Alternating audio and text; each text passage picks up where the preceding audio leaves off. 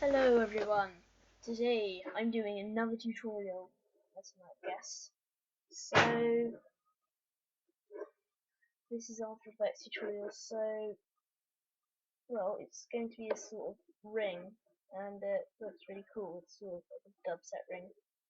So I suppose, sort of like music battle ring. So start off by making a sort of rectangular yellow shape. It has to be like this. You can't make a yellow solid and then make a mask around it, otherwise this totally doesn't work. So, if you go to the properties, then you'll see right next to the content thing there's an add. So what I like to do is add wiggle paths. I think it's that anyway. I'm not sure. Size. Yeah, this is it. So, I like to change it to something nice, like 2 maybe? Yeah, that's good. That's good. So that's a nice wiggling effect. So yeah. Next you'll realise that this is quite crisp. So I add a fast blur all the time to make my views seem more realistic, like this effect for example. So set it to something not that high. I'm using 12 because it's a good number. I like 12. My brother's 12, but so maybe I'll set it to 10. I'm 10, so yeah, that should be it. Next you add polar coordinates. It's just come back to me, so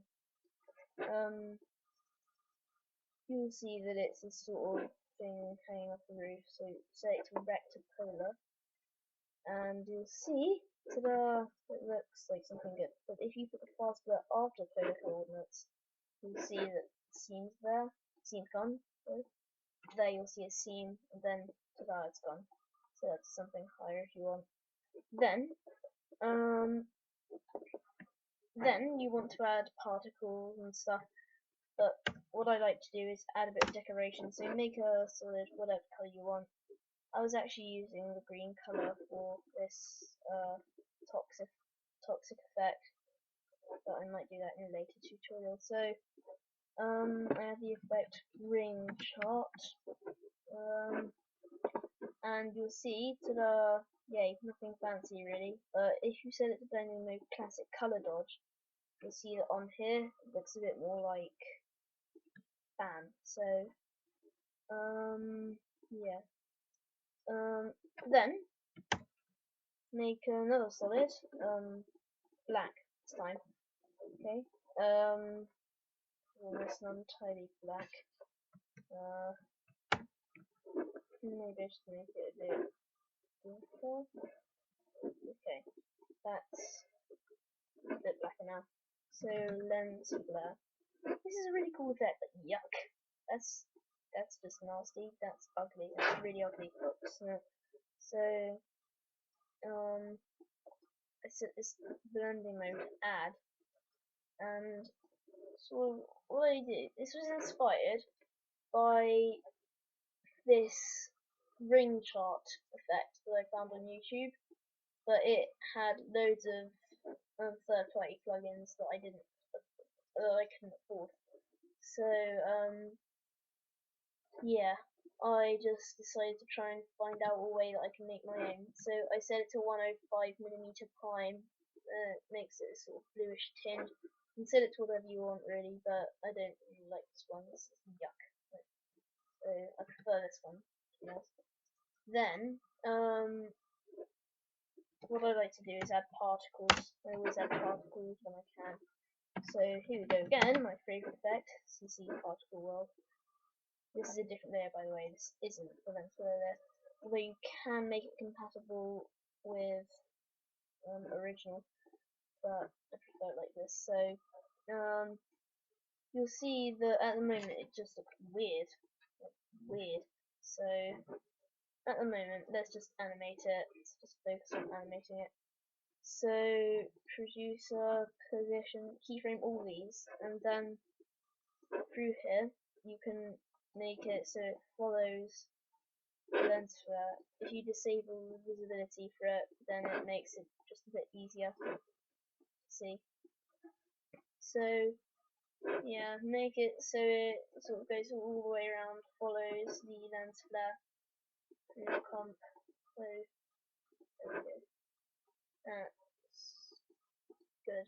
So sort of follows it, but when I set this back on, you'll see that it just looks ugly again. So I go to particles and set a particle type to faded sphere. You'll see that it still doesn't look perfect, it's still quite ugly. So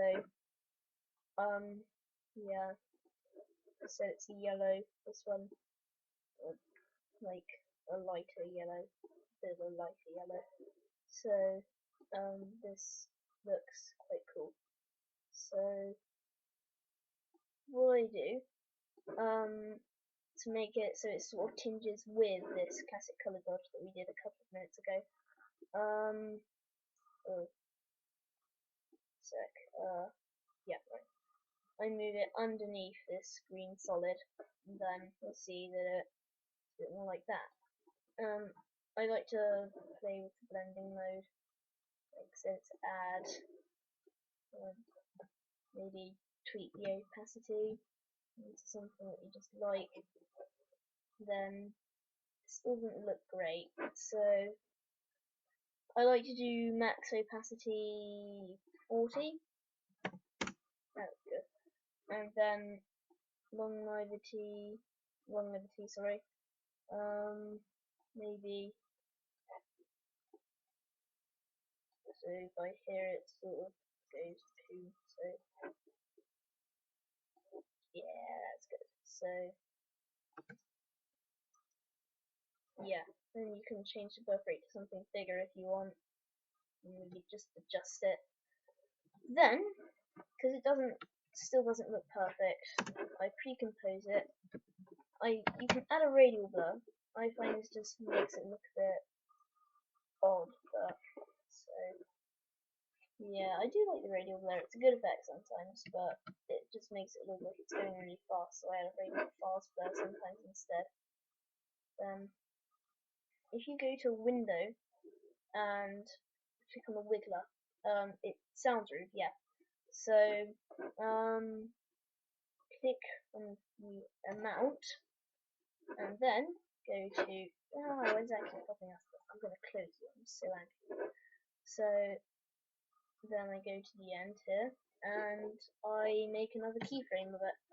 So you'll see the wiggler is here. It hasn't done anything. But when you select both of them, and this pops up, you can set the magnitude to something high, and that's 5 per second. So 4. That works well.